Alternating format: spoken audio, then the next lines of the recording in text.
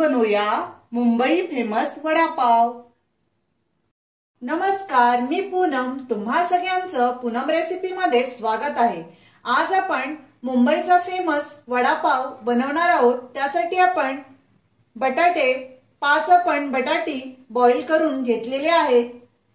इथे आपण बेसन, मीठ, हळदी पावडर, जिरं, राई, मिरची आणि लसूण याचा ठेचा घेतलेला आहे। आलं लसूण पेस्ट, इथे कढीपत्ता, कोथिंबीर, धनिया पावडर, तांदळाचं पीठ आणि सोडा। इथे आपण वड्यासाठी भाजी जी बनवतो बटाट्याची ती बनवून घेऊया। तेल गरम झालंय, एक पळी तेल टाकलेलं आहे। त्यामध्ये आपण जिरं टाकून घेऊ। अर्धा चमचा जिरं टाकलेलं आहे। अर्धा चमचा त्यामध्ये राई टाकू। जिरं आणि राई तडतडून देऊ। त्यामध्येच आपण कढीपत्त्याची पानं टाकून घेऊ। कढीपत्ता आपण तडतडून दिलेला आहे। त्यामध्ये आलं लसूण पेस्ट आणि हिरव्या मिरचीचा ठेचा आपण 2 चमचे टाकून घेऊया। तुम्हाला किती तिखट हवंय तसं तुम्ही त्यामध्ये टाका।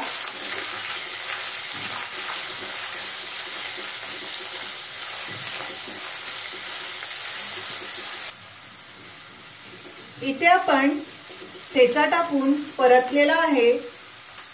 त्यामध्येच आपण हळदी पावडर अर्धा चमचा आणि चवीनुसार मीठ टाकून घेऊ। चवीनुसार आपण मीठ टाकलेलं आहे। हे सर्व आपण परतून घेऊया। इथे आपण बटाटे बारीक केलेली आहेत, ती आपण परतून घेऊया। आता आपण सर्व मिक्स करून घेऊ। इथे आपण सर्व भाजी मिक्स करून घेतलेली आहे। त्यामध्ये आपण वरून कोथिंबीर टाकू। खूप सारी कोथिंबीर आपण टाकून घेऊ। खूप छान अशी बटाट्याची भाजी तयार होते आणि वडेही खूप छान लागतात। आपण बटाटा स्मॅश करून घेऊ, कारण आपल्याला वडे करायचे आहेत।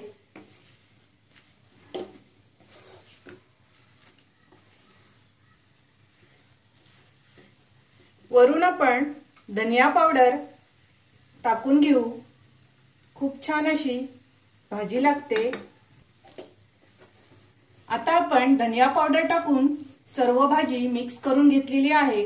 बघा, आता आपण गॅस बंद करूया आणि थंड झाल्यावर वडे आपण तयार करून घेऊ।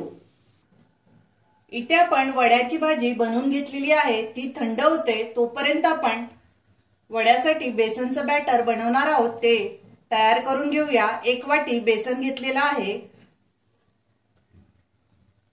त्यामध्येच आपण मोठे 2 चमचे तांदळाचं पीठ घेतलेलं आहे। चवीनुसार आपण त्यामध्ये मीठ टाकून घेऊया आणि इथे आपण हळदी पावडर थोडीशी टाकू। बेकिंग सोडा आपण टाकणार आहोत चिमूटभर, जास्त टाकायचा नाही। नसेल टाकायचा तर तुम्ही कडकडीत तेल झालं की त्यातलं मोहन बेसनच्या पिठामध्ये टाकून द्यायचं, तरीही वडे खूप छान होतात। मी चिमूटभर सोडा टाकत आहे। सोडा आपण चिमूटभरच टाकलेला आहे। आता हे सर्व आपण मिक्स करून घेऊया आणि थोडं थोडं पाणी टाकून आपण हातानेच मिक्स करून घेऊ।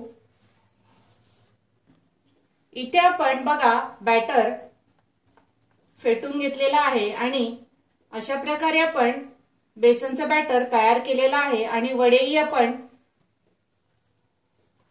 करून घेतलेले आहेत। कोणत्या आकाराचे करायचे तसे तुम्ही थापून घ्या आणि आता आपण बेसनच्या बॅटर मध्ये टाकून तेल गरम करायला ठेवलेलं आहे, वडे तळून घेऊया। इथे आपण तेल गरम करायला ठेवलेलं आहे। तेल गरम झालंय, आता त्यामध्ये आपण वडे सोडून घेऊ।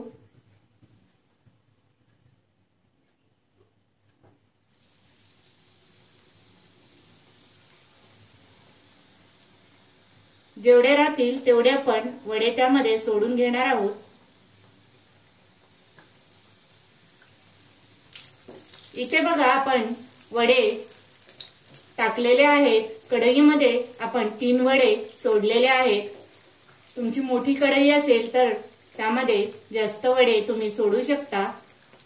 आता आपण वडा पलटी मारून घेऊया। दुसऱ्या बाजूनी आपण पलटी मारून घेऊया।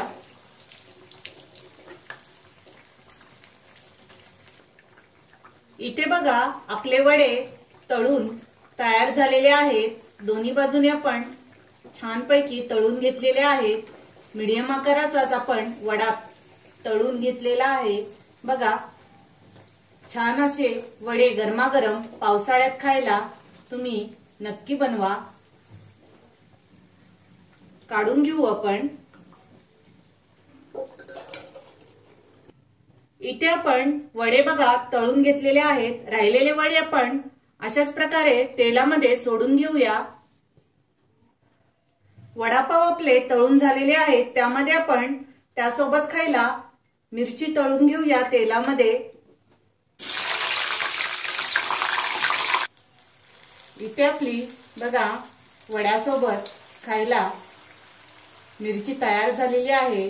वडापाव आणि मिरची आणि सोबत गरमागरम चाय नाश्त्याला तुम्ही नक्की बनवा पावसाळ्यात। मिरची आपण काढून घेऊ। इथे आपण गरमागरम वडापाव बघा भरून घेऊया। त्यामध्ये आपण ही चटणी बनवलेली आहे।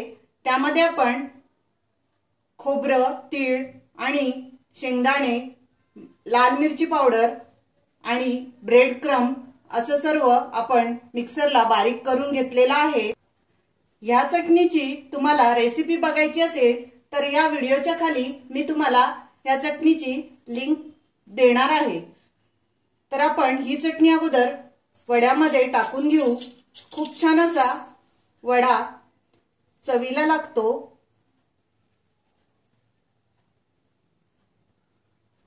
आवडीनुसार तुम्ही चटणी टाका। त्यामध्ये गरम गरम असा वडा खूप छान असा वडा तयार होतो। अशा प्रकारे आपला वडापाव तयार झालेला आहे आणि सोबत मिरचीला आपण मीठ लावून घेतलेला आहे। प्लेटमध्ये आपण हा वडा काढून घेऊ।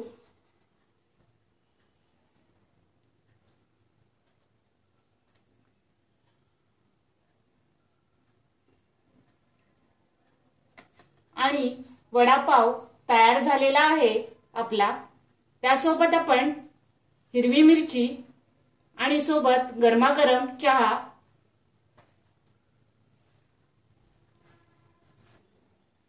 तुम्हाला माझी वडापावची रेसिपी आवडली असेल तर लाईक करा, शेअर करा आणि माझ्या चॅनलला सबस्क्राइब करा। Thank you.